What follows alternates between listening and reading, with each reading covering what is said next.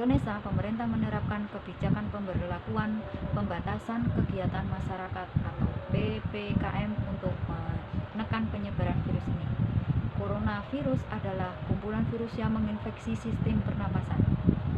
Pada banyak kasus, virus ini hanya menyebabkan infeksi pernapasan ringan seperti flu. Namun virus ini juga bisa menyebabkan infeksi pernapasan berat seperti infeksi paru-paru. Selain virus SARS-CoV-2 atau virus corona, virus yang termasuk dalam kelompok coronavirus adalah virus SARS.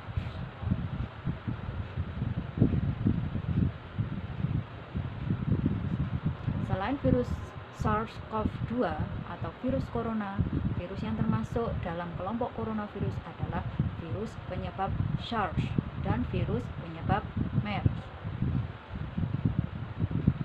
Disebabkan oleh virus di kelompok yang sama, yakni coronavirus COVID-19 memiliki beberapa perbedaan dengan SARS dan MERS, antara lain dalam hal kecepatan penyebaran dan keparahan gejala. Bila Anda memerlukan pemeriksaan COVID-19, Anda dapat diarahkan ke fasilitas kesehatan terdekat seperti rumah sakit, klinik, puskesmas. Jika sudah sampai di rumah sakit atau klinik terdekat, Anda harus melakukan rapid test, swab antigen, PCR, dan lain-lainnya. Tingkat kematian akibat coronavirus atau COVID-19 menurut data yang dirilis gugus tugas percepatan penanganan COVID-19, jumlah kasus yang terkonfirmasi positif hingga 4 November 2021 adalah 4.246.802 orang dengan jumlah kematian 143.500 jiwa. Dari angka tersebut diketahui tingkat kematian akibat COVID-19 adalah sekitar 3,4%. Jika dilihat berdasarkan usia, kelompok usia kurang lebih dari 60 tahun memiliki persentase angka kematian yang lebih tinggi dibandingkan kelompok usia lainnya. Sedangkan bila dilihat dari jenis kelamin, 52,3% penderita yang meninggal akibat COVID-19 adalah laki-laki dan 47,7% sisanya adalah perempuan. Meski jumlah kematian akibat COVID-19 tergolong tinggi, angka kesembuhan dari COVID-19 juga terus bertambah. Data terakhir menyebutkan jumlah penyintas atau orang yang pernah terinfeksi virus corona kemudian sembuh adalah 4.091.938 jiwa.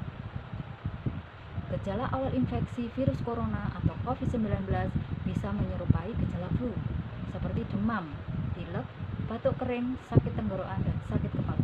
Setelah itu, gejala dapat hilang dan sembuh atau malah memberat. Penderita COVID-19 dengan gejala berat bisa mengalami demam tinggi, batuk berdahak, bahkan berdarah. Keluhan tersebut muncul ketika tubuh bereaksi melawan virus corona. Secara umum,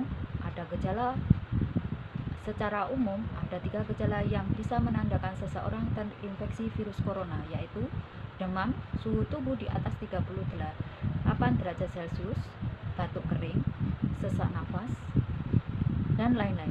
Ada beberapa gejala lain yang juga bisa muncul pada infeksi virus corona meskipun lebih jarang, yaitu diare, sakit kepala,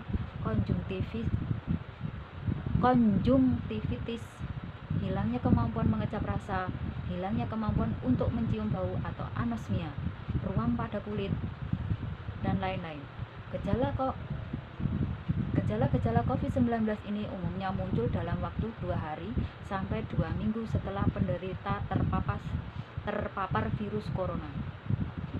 Sebagian pasien yang terinfeksi virus corona bisa mengalami penurunan oksigen tanpa adanya gejala apapun. Kondisi ini disebut happy hypoxia. Guna memastikan apakah gejala-gejala tersebut merupakan gejala dari virus corona, diperlukan rapid test atau PCR.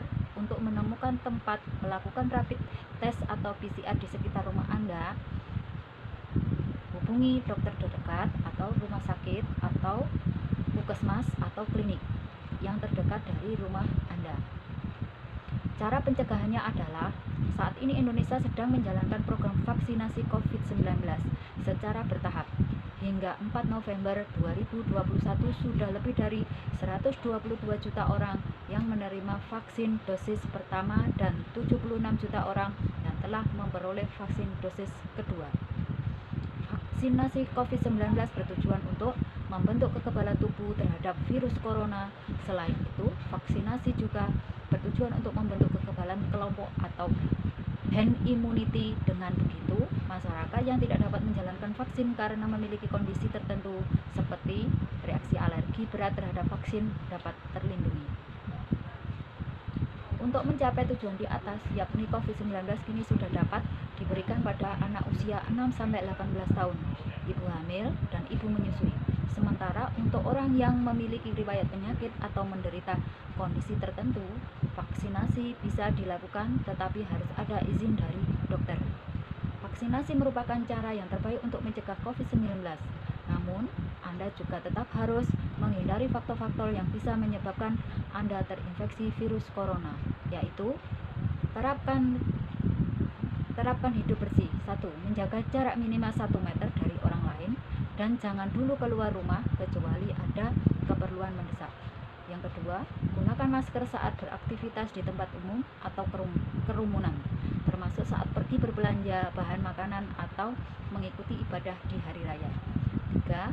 Rutin mencuci tangan dengan air dan sabun atau hand sanitizer yang mengandung alkohol minimal 60% terutama setelah beraktivitas di luar rumah atau di tempat umum. 4. Jangan menyentuh mata, mulut, dan hidung sebelum mencuci tangan. 5. Tingkatkan daya tahan tubuh Anda dengan menjalankan pola hidup sehat seperti mengkonsumsi makanan bergizi, berolahraga secara rutin, istirahat yang cukup, dan mencegah stres. 6. Hindari kontak dengan penderita COVID-19, orang yang dicurigai positif terinfeksi virus corona, atau orang yang sedang sakit demam, batuk, atau pilek. 7. Tutup mulut atau hidung dengan tisu saat batuk atau bersin. Kemudian, buang tisu itu ke tempat sampah yang tertutup. Kategori suspek yang sebelumnya disebut sebagai ODP maupun PDP, ada beberapa langkah yang bisa dilakukan agar tidak menularkan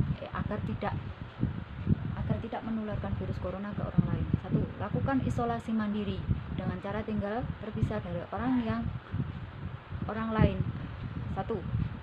Lakukan isolasi mandiri dengan cara tinggal terpisah dari orang lain untuk sementara waktu. 2.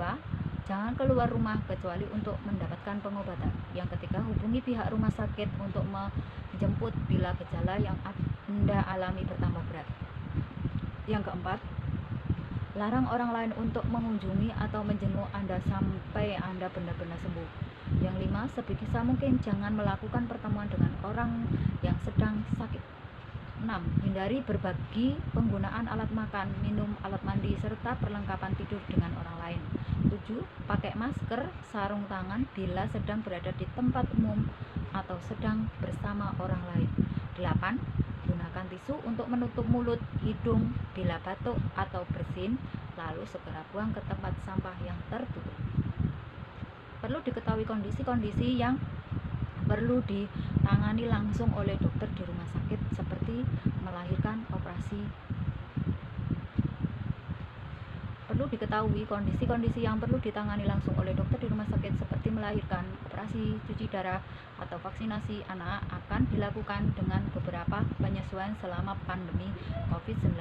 Tujuannya adalah agar Anda tidak tertular COVID corona selama di rumah sakit. Demikian uraian yang dapat saya sampaikan, semoga bermanfaat bagi kita semua. Dan mohon maaf apabila ada kata-kata yang kurang berkenan. Demikian uraian yang dapat saya sampaikan, semoga bermanfaat bagi kita semua. Dan mohon maaf apabila ada kata-kata yang kurang benar. Wassalamualaikum warahmatullahi wabarakatuh.